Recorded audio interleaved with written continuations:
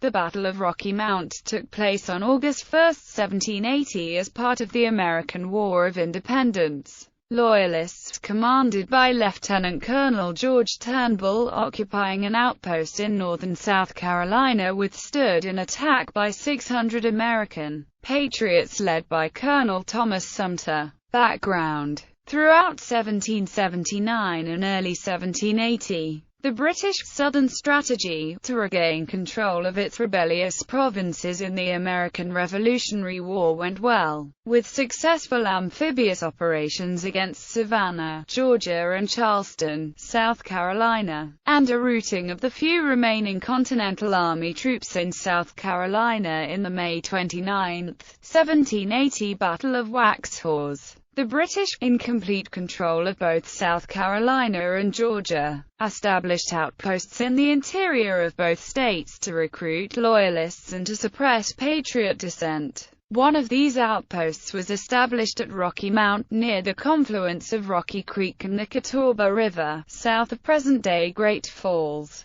South Carolina. This outpost was garrisoned by a regiment of New York volunteers under the command of Lieutenant Colonel George Turnbull. Patriot Militia regroup. In the absence of Continental Army command structure to organize resistance to the British following the disaster at Waxhaws, companies began to grow around Patriot Militia leaders who had either survived it, or were not present at the battle. One militia colonel, Thomas Sumter, began in June 1780 to accumulate a militia force near Salisbury with financial assistance from North Carolina officials. While his force was too small to effectively oppose large-scale British and Loyalist activity for a time, enlistments rose following the Patriot victory known as Huck's defeat on July 12. By late July he had several hundred men and decided it was time to take action. His primary target to attack was the British outpost at Rocky Mount.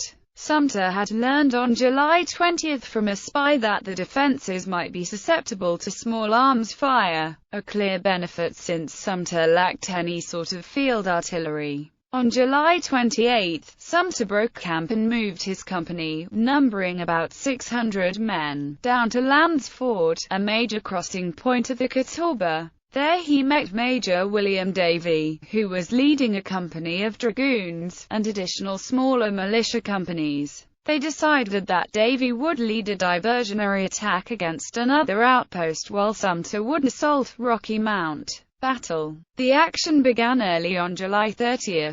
Davie and his dragoons rode to the British outpost at Hanging Rock, where they surprised a company of Loyalists camped outside the fortifications, inflicting casualties and seizing 60 horses. The action happened so quickly that the British forces inside the fortifications were unable to respond. Sumter's attack went less well. Turnbull's work on the defenses at Rocky Mount paid off, and Sumter's men were unable to penetrate the defenses. After several hours of fruitless battle, they tried setting fire to the works, but this was frustrated by a torrential downpour that ended the battle. Aftermath. Sumter's forces suffered relatively modest casualties, and Sumter went on to successfully attack Hanging Rock a few days later.